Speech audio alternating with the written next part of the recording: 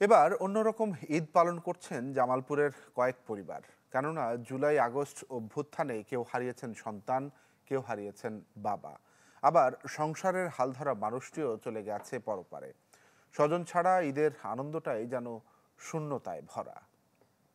ভিশনের ফুলঝুরি mega অফারে fridge কিনলেই পাচ্ছেন 16 পিসের আকর্ষণীয় গিফট বক্স একদম ফ্রি।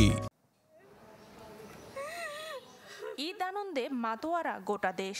তবে জুলাই অভ্যুত্থানে শহীদদের পরিবার হারিয়ে ফেলেছে সব রং, সব সুখ। উৎসবের দিনেও তাদের ঘরে কেবলই শূন্যতা। 5 আগস্ট ছাত্র জনতার বিজয় মিছিলে গিয়ে প্রাণ হারান Savar cantonment public school and কলেজের শিক্ষার্থী সাফওয়ান আক্তার সদ্য। ছেলের নামে ফাউন্ডেশনের মাধ্যমে অসহায় ও দুস্থদের ঈদ সামগ্রী বিতরণ করে আনন্দ খুঁজছেন তার পরিবার। পিছন থেকে সেই বুঝে আমার ছেলে আমাকে গলা জড়ায় ধরছে, গলা জড়ায় ধরে আমাকে বলে, মা আমার ছেলেকে খুঁজে পাবো না, তার সাথে নামাজও পড়তে যাইতে পারবো না, সে আমাদের সাথেও থাকতে পারবো না। এই যে একটা মিসিং, এই যে চিরতরে জুড়ে একটা মিসিং। 20 জুলাই পুলিশের গুলিতে প্রাণ যায় জামালপুর সদরের ঢেঙ্গারঘর গ্রামের ফারুক হোসেন।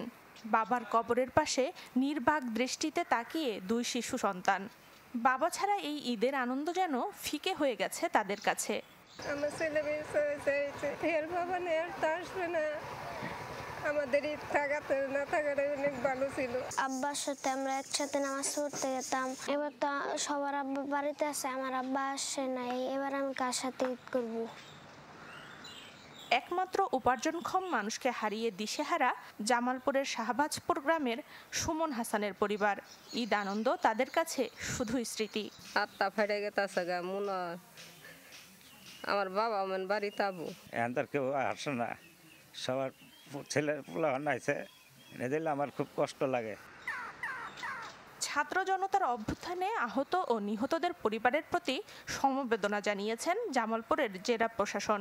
আশ্বাস দিয়েছেন সব সময় পাশে থাকার। আমরা বিভিন্ন প্রকার উদ্যোগ নিয়েছি যে আহত বা শহীদ পরিবার সদস্যদের কোনো স্বাস্থ্য সুবিধা প্রদান করার মতো সুযোগ তৈরি হলে আমরা সেটা প্রদান করব।